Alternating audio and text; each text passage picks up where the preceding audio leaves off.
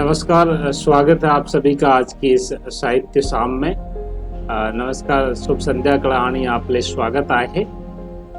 Good evening and welcome you all on this special literature evening. From last 2 days I am not able to put this program, but today we are making that continue. 2 दिन पहले जो अपन ने पढ़ा था Indo Islamic स्थापत्य के बारे में साहित्य शाम में हमने पढ़ा था। आज अपन भारतीय स्थापत्य इंडियन लिटरेचर के अंदर विजयनगर आर्किटेक्चर और मुगलकालीन आर्किटेक्चर के बारे में पढ़ेंगे। और मैं तो कहता हूँ आनंद से उस चीज़ को, उस दौर को महसूस करेंगे, किस प्रकार का विजयनगर साम्राज्य था। हालांकि विजयनगर साम्राज्य में एक विस्तृत चर्चा का विषय है और मुगलकालीन स्थापत्य भी एक विस्तृत चर्चा का विषय है। लेकिन यहाँ पर अपन जो है मुगलकालीन स्थापत्य के बारे में देख सकते हैं कंसोलिडेटेड रूप से, और विजयनगर साम्राज्य के बारे में अपन देख सकते हैं। सबसे महत्वपूर्ण बात अगर मैं मुगल काल की कहूँ तो शाहजहाँ और अकबर का काल सबसे बेहतरीन काल रहा है। और आप जानते हो जैसा मुगल काल में बाबर से शुरू हुआ जो समय, फिर अकबर का काल, उसके बाद में फिर जहांगीर, उसके बाद में शाहजहाँ और फिर लास्ट में जो है औरंगजेब आए। और औरंगजेब सबसे क्रूर शासक माना गया मुगल शासनकाल में, और शाहजहाँ और अकबर जो है दोनों सृजनशील शासक माने गए हैं। हालांकि इनकी भी काफ़ी हद तक कमियां रही है भारतीय कला संस्कृति में, लेकिन फिर भी उनका भारतीय संस्कृति के प्रति या भारत के प्रति जो योगदान रहा है वो बाकी अन्य की तुलना में काफ़ी सकारात्मक रहा है। वहीं जो सबसे महत्वपूर्ण बात है जो आपको बताना चाहते हैं वो है कृष्णदेव राय। विजयनगर साम्राज्य में ये नाम बड़े ही उल्लेखनीय ढंग से, बड़े ही मनोरम ढंग से और बड़े ही उत्साहपूर्ण ढंग से लिया जाता है। कृष्णदेव राय 1509 से 1529 ईस्वी का राज्यकाल 1511 से 1533 ईस्वी का रहा। विजयनगर के सर्वाधिक कीर्तिमान राजा थे। आप 1509 में जन्मे थे और जन्म के 2 वर्ष बाद आपका शासनकाल शुरू हो गया, जो 1529-33 तक चला।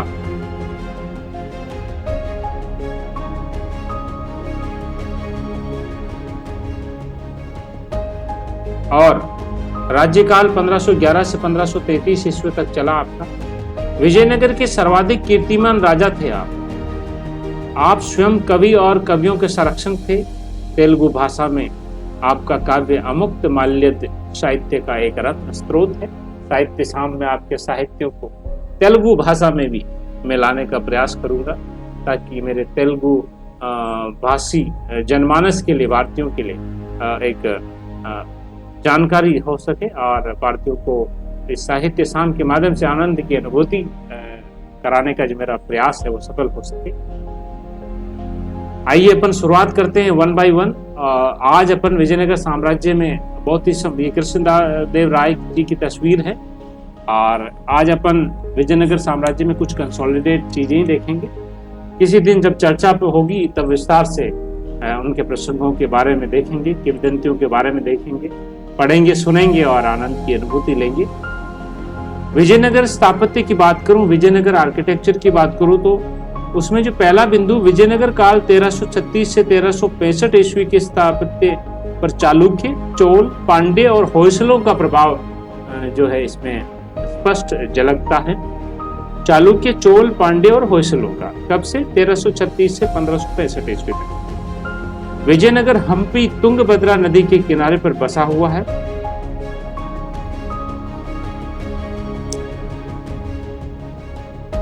और विजयनगर दौर में जो भी मंदिर बनवाए गए वे सब द्रविड़ वास्तुकला शैली के अंतर्गत आते हैं।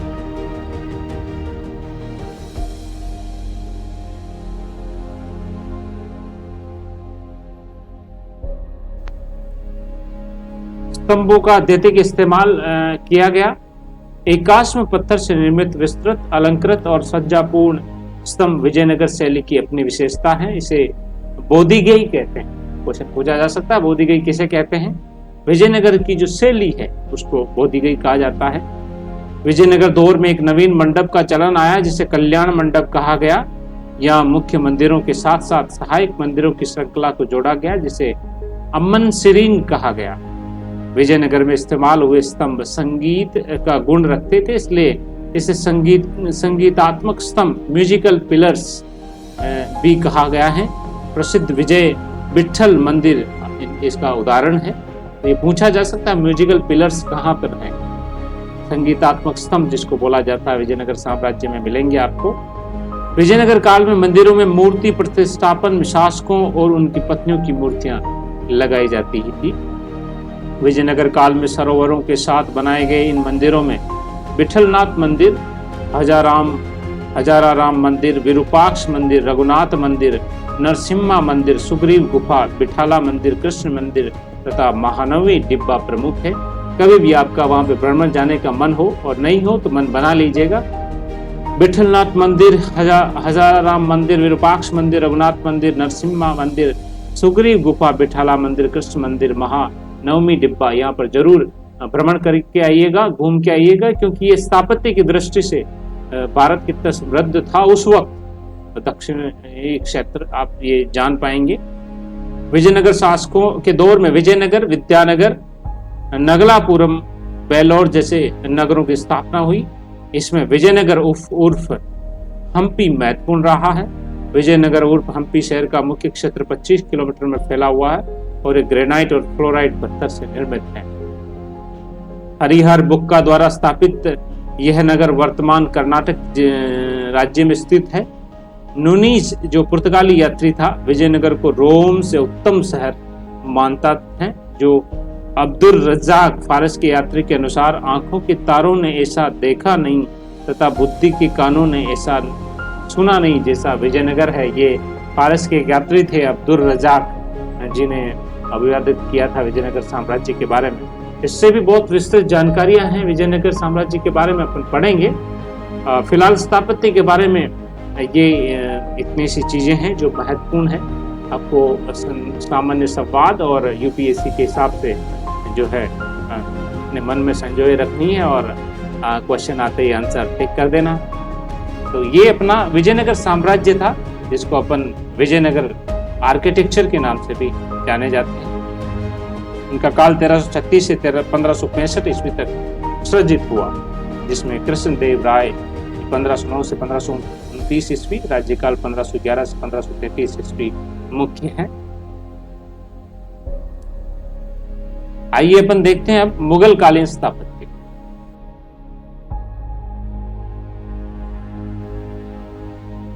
जो मुगल कालीन स्थापत्य है उसके बारे में आप जानते हो, मोटा मोटा आप जानते हो।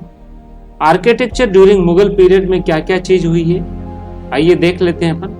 मुगल वास्तुकला इंडो इस्लामिक स्थापत्य का अंतिम पड़ाव है, जिसमें ईरानी तत्व, तुरानी तत्व, फ्रांस आशियाना तत्व तथा सल्तनत कालीन तत्वों का भारतीय तत्व के साथ सम्मिलित रूप आपको देखने को मिलेगा। मुगल वास्तुकला में डांटदार पत्थर, लाल बलुआ पत्थर तो संगमरमर तीनों का इस्तेमाल हुआ है। मुगल वास्तुकला में मीलों घेरा वाले किले की प्रवृत्ति आम होगी। किलों के भीतर ही पूरा शहर समा सकता है। भवन निर्माण में घुमावदार, कोणदार और रंगीन मेहराब का इस्तेमाल मुगलकालीन वास्तुकला की पहचान गिनी जा सकती है। पित्रादुरा तकनीक, संगमरमर पत्थर पर जवाहरात के जड़ाऊ काम को पित्रादुरा तकनीक कहते हैं। मुगल वास्तुकला की अपनी पहचान विशेषता है। मुगल स्थापत्य में भव्यता, विशालता पर जितना ध्यान दिया गया है उतना ही ध्यान सजावट, अलंकरण और नाजुकता पर भी दिया गया है।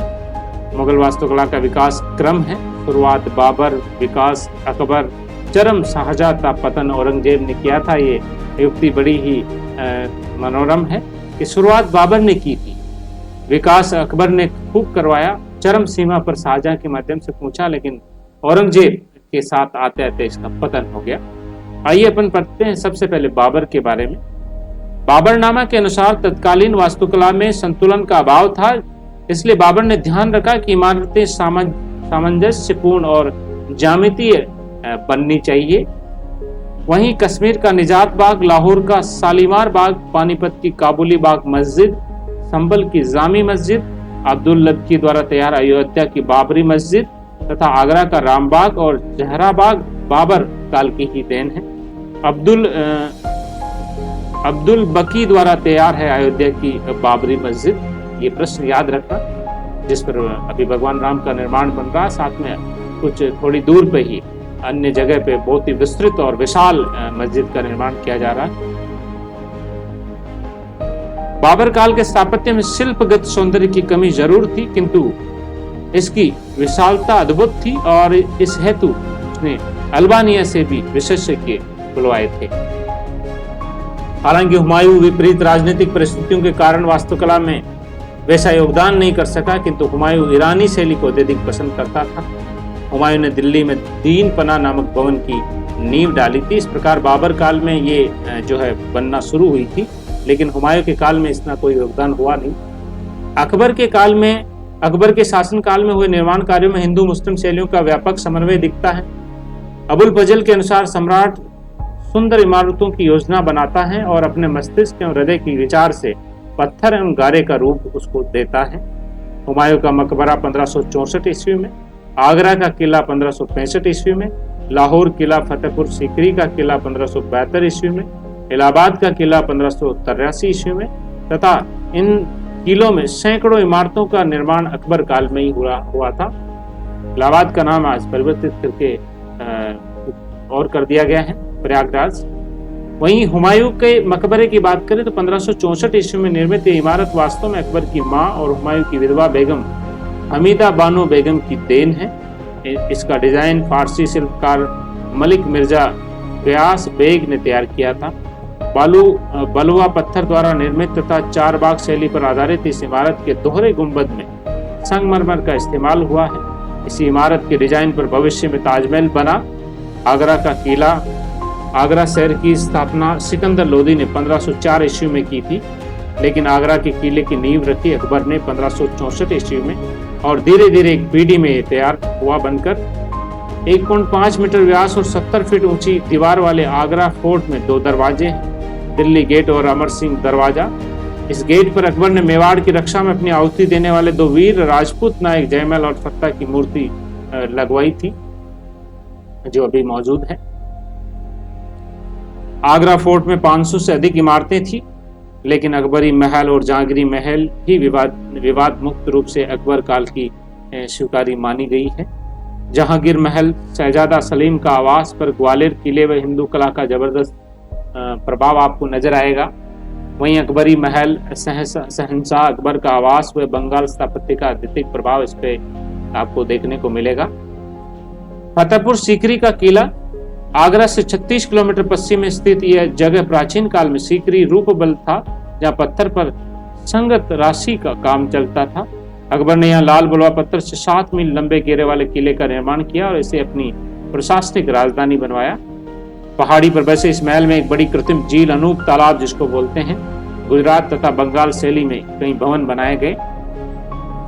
फतेहपुर सीकरी का डिजाइन तैयार किया था बहाउद्दीन ने। फतेहपुर सीकरी में दीवाने आम, दीवाने खास, जामी मस्जिद, इबादत खाना, सलीम चिश्ती का मकबरा, बुलंद दरवाजा, हिरण मीनार, मीना बाजार, ज्योतिषी की बैठक, हवा महल, पंच महल, बीरबल महल, जोधा महल, मरियम का महल और तुर्की सुल्ताना की कोठी आदि भवन स्थित है फतेहपुर सीकरी में। बहुत ही फेमस जगह है, जरूर घूम के आइए। बुलंद दरवाजा अकबर ने यहाँ गुजरात विजय के उपलक्ष्य में इसको बनवाया था। मरियम का महल पेंटिंग और मीनाकारी के कारण प्रसिद्ध है। तुर्की सुल्ताना की कोठी कलाविद पर्सी ब्राउन के अनुसार स्थापत्य का मोती है, क्योंकि इसमें कास्ट तकनीकी का शानदार इस्तेमाल हुआ है। फतेहपुर सीकरी स्थित जोधा महल में हिंदू छाप के साथ साथ ऋतु के अनुसार कमरे के तापमान को नियंत्रित रखने की तकनीकी का इस्तेमाल किया गया। स्मिथ फतेहपुर सीकरी के बारे में कहता है, ये पत्थरों में ढाला गया रोमांस है। जो स्मिथ है वो फतेहपुर सीकरी के बारे में ये प्रसंग कहा, आप जरूर घूम के आइएगा। फिर आते हैं अपन जहांगीर पीरियड में, जहांगीर काल में। जहांगीर ने वास्तुकला की जगह बाग बगीचों और चित्रकारी को अधिक महत्व दिया, इसलिए कुछ इतिहासकार जहांगीर काल को स्थापत्य का विश्राम काल कहा जाता है। जहांगीर काल में अकबर का मकबरा सिकंदरा, एतमादुल्ला का मकबरा आगरा, अब्दुल रहीम खान खाना का मकबरा आगरा, अनारकली का मकबरा श्रीनगर, जहांगीर का मकबरा लाहौर, तिलकुसा बाग लाहौर, शालीमार बाग कश्मीर और वास्तुकला के महत्वपूर्ण उदाहरण देखने को मिलते हैं। सिकंदरा स्थित अकबर के मकबरे पर हिंदू, मुस्लिम, बौद्ध और ईसाई कलाओं का प्रभाव है और इसी मुगल इमारत की मीनारें सबसे उत्तम आंकी गई। वहीं एतमादुद्दौला का मकबरा अकबर और शाहजहां की शैलियों के मध्य एक कड़ी है। इसका निर्माण मल्लिका आलम नूरजहां मेहरुनिसा ने 1626 ईस्वी में करवाया था, जो मिर्जा ग्यास बेग उर्फ एतमादुद्दौला की पुत्री थी। आगरा में यमुना किनारे सफेद संगमरमर से निर्मित इस इमारत में ही सर्वप्रथम पित्रादूरा तकनीक पत्थरों पर जवाहरात जड़ने का काम का इस्तेमाल किया गया। मरियम उज जमानी का मकबरा सिकंदरा में अकबर के मकबरे के निकट जहांगीर ने एक बाग में इसे बनवाया।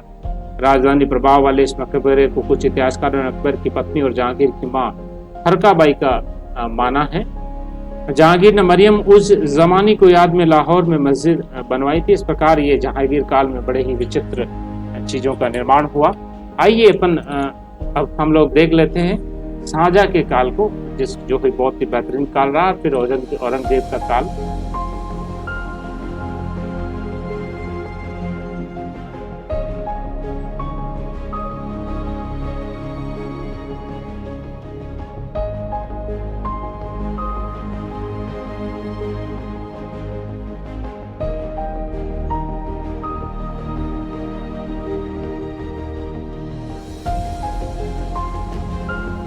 शाहजहां के काल में मुगल स्थापत्य कला अपने चरमोत्कर्ष पर पहुंची। इस दौर में संगमरमर पत्थरों का अत्यधिक इस्तेमाल तथा पित्रादूरा तकनीक का रूप निकल कर सामने आया। शाहजहां काल में मेहराब, गुंबद, मीनार, परकोटा और बुर्ज अब सब आदर्श संतुलन में उपस्थित हुआ।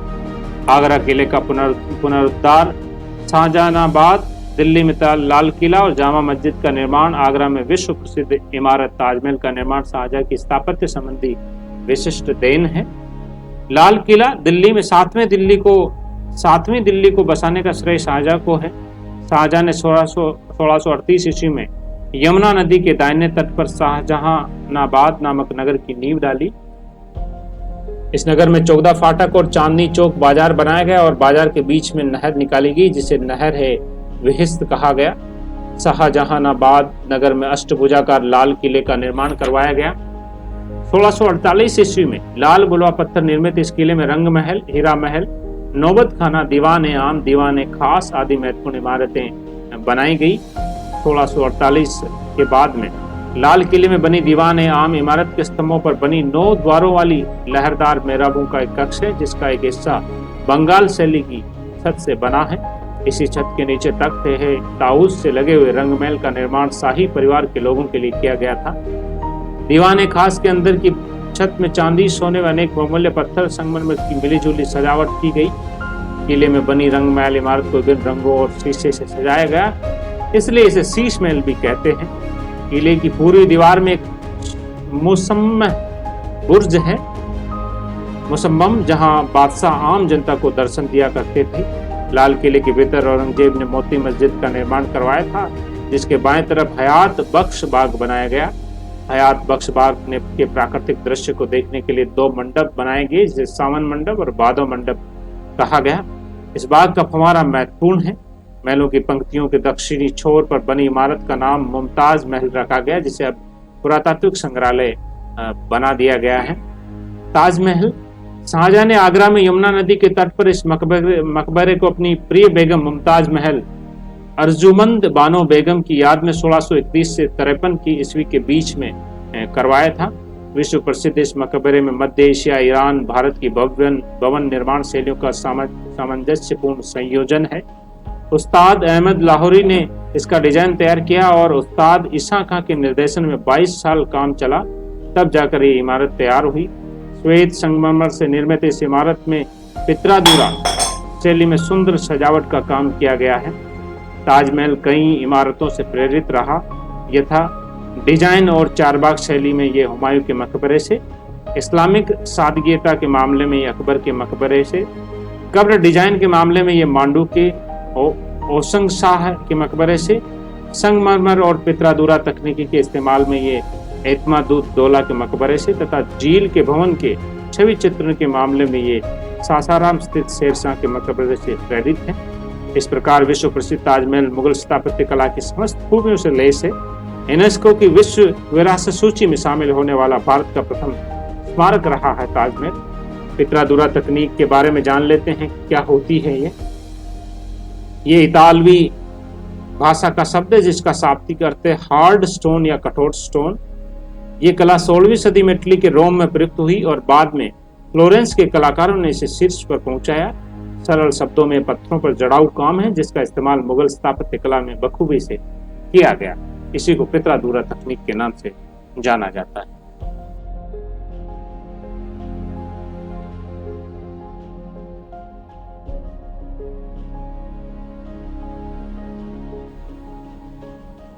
अब आइए देखते हैं, अपन पढ़ते हैं औरंगजेब के काल के बारे में। अर्थव्यवस्था पर भारी दबाव, शासन की राजनीतिक परेशानियों के कारण औरंगजेब काल में मुगल वास्तुकला में हास उत्पन्न हुआ और आगे निरंतरता जारी रही। जाहिर सी बात है, शाहजहां ने ताजमहल बना दिया तो धन तो खर्च हो गया। औरंगजेब को बेचारे को क्या मिला? बेचारा तो नहीं है, पर कहा जाता है कि भारी अर्थव्यवस्था का दबाव आ गया था, इतना खर्चा लगा था उसमें। बादशाही मस्जिद लाहौर, मोती मस्जिद, लाल किला और राबिया उद हैरान दौरानी का मकबरा औरंगाबाद इस दौर की प्रमुख इमारतें मानी जाती हैं। राबिया उद दौरानी का मकबरा, यह मकबरा औरंगजेब की एकमात्र बेगम दिलरस बानो बेगम या राबिया उद दौरानी की याद में बनवाया गया। इसे तकनी ताज या बीबी का मकबरा भी कहा जाता है। इसके वास्तुकार अताउल्लाह उस्ताद अहमद लाहौरी का पुत्र और हंसपत राय थे। इसके निर्माण में भी संगमरमर का इस्तेमाल हुआ और मकबरे के कक्ष की दीवारों और छतों पर बहुत सुंदर नक्काशी की गई, किंतु इसमें हास के लक्षण स्पष्ट दिखाई देते हैं। औरंगजेब और उसके बाद के मुगल शासकों के दौर में बनी इमारतें स्थापत्य की दृष्टि से महत्वहीन रही। सफदरजंग के मकबरे को छोड़कर अतः औरंगजेब का काल मुगल स्थापत्य काल का अंतिम पड़ाव साबित हुआ।